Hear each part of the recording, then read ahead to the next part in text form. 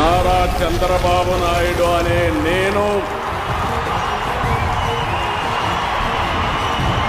శాసనం ద్వారా నిర్మితమైన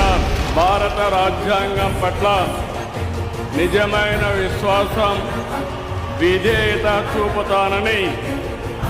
భారతదేశ సార్వభౌమాధికారాన్ని, సమగ్రతను కాపాడుతానని ఆంధ్రప్రదేశ్ రాష్ట్ర ముఖ్యమంత్రిగా నా కర్తవ్యాలను శ్రద్ధతో, అంతఃకరణ శుద్ధితో నిర్వహిస్తానని, భయం గాని, పక్షపాతం గాని, రాగద్వేషాలు గాని లేకుండా రాజ్యాంగాన్ని, శాసనాలను అనుసరించి ప్రజలందరికీ న్యాయం